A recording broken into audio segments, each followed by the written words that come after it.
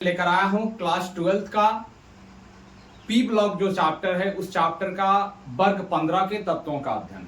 आज जो पढ़ेंगे वर्ग 15 के तत्व पढ़ेंगे, क्योंकि 12th क्लास में वर्ग 15 से ही तत्व की शुरुआत की गई है। इसमें से वर्ग आपका 13 और 14 जो 11th क्लास में पढ़ने को था और वर्ग 12 में वर्ग 15 से शुरू किया गया है। तो वर्ग 15 से मैं अध्ययन शुरू करूंगा। तो वर्ग 15 में आप जानते होंगे, सबसे पहली बात आपको जानना जरूरी है कि पी ब्लॉक के तत्व किसे कहते हैं। तो जिन तत्वों का अंतिम इलेक्ट्रॉन पी ऑर्बिटल में प्रवेश करता है वह पी ब्लॉक का तत्व कहलाता है। उस पी ब्लॉक के तत्वों में आपके 6 वर्ग आते हैं, जिसमें से आपका 13, 14, 15, 16, 17 और 18 सबका अलग अलग रूप में आप देखते हैं। तो वर्ग 13 को अलग, वर्ग 14 को अलग, सबके मुख्य तत्वों के नाम से उनकी फैमिली का नाम दिया गया है। तो हम यहाँ पर केवल चर्चा करेंगे वर्ग 15 के तत्व। तो वर्ग 15 के तत्व में हम देखेंगे कि वर्ग 15 में आपके 5 तत्व, जो प्रत्येक वर्ग में 5 तत्व मिलेंगे आपके। तो वर्ग 15 में भी 5 तत्व है, जिसमें आपका नाइट्रोजन, फास्फोरस, आर्सेनिक, एंटीमनी और बिस्मथ तत्व है। नाइट्रोजन, फास्फोरस, आर्सेनिक, एंटीमनी और बिस्मथ तत्व है। इसमें मुख्य तत्वों की बात की जाए तो आपका क्या है, नाइट्रोजन है। और नाइट्रोजन से ही मुख्य तत्वों से ही इसका नाम आपका क्या हो जाएगा, नाइट्रोजन फैमिली के नाम से जानते हैं। नाइट्रोजन परिवार के नाम से इसको जाना जाता है। नाइट्रोजन मुख्य तत्व है इसके लिए। तो वर्ग 15 को आप नाइट्रोजन परिवार के नाम से भी आप जान सकते हैं। इनकी परमाणु संख्या की बात की जाए तो 7, 15, 33, 51 और 83। यह कैसे निकलता है, तो 7 में 8 जोड़ दिए, कितना हुआ 15। 15 के बाद 18 जोड़ना है, फिर 18 जोड़ना है, फिर 32। जैसे इसका ट्रिक होता है कि 8, 2, 8, 8, 18, 18, 32। इसमें 1, 2, 3, 4, 5, 6 इस तरीका से आप देखते हैं। तो आपके 6 वर्ग के, तो यहां से 8 जोड़े हैं, 8 के बाद आपके कहां चले गए, 18, 18 और 32 जोड़कर यहां पर क्या निकाल दिए हैं, इनकी परमाणु संख्या निकाल दिए हैं। इस वर्ग के तत्वों की बात की जाए, जो 5 तत्व हैं, जिसमें से आपका नाइट्रोजन और फास्फोरस जो है, नाइट्रोजन और फास्फोरस जो अधातु होते हैं।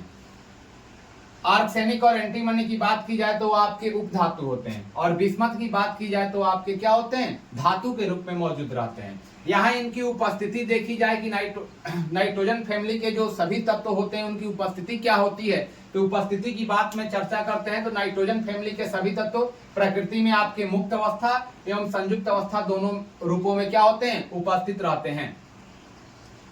वायुमंडल में नाइट्रोजन की प्रतिशत मात्रा देखा जाए तो 2% मात्रा का अनुपात एक भार अनुसार होता है और एक आयतन अनुसार होता है। तो भार अनुसार आपका 75% और आयतन के अनुसार आपका कितना होता है, 78% जो है वह किसमें पाया जाता है, वायुमंडल में नाइट्रोजन की उपस्थिति होती है।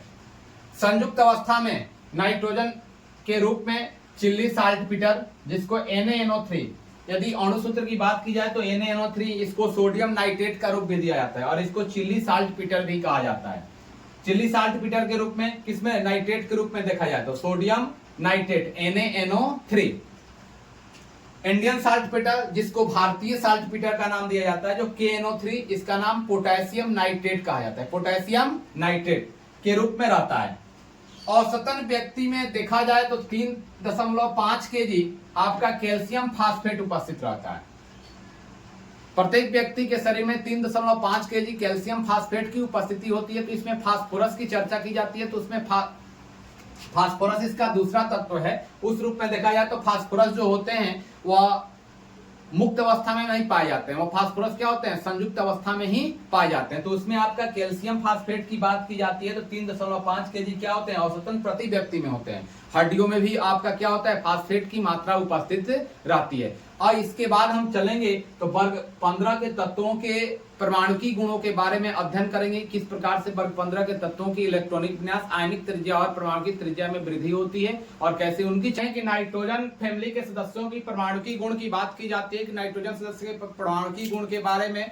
तो यहाँ पर इलेक्ट्रॉनिक विन्यास सबसे पहले चर्चा में आती है, जिसमें नाइट्रोजन, फास्फोरस, आर्सेनिक, एंटीमनी और बिस्मथ है। नाइट्रोजन की परमाणु संख्या 7 होती है। इनकी संयोजी इलेक्ट्रॉन के बारे में अध्ययन करेंगे। संयोजी इलेक्ट्रॉन के बारे में अध्ययन करने के लिए तो पूरे वर्ग 15 के तत्वों का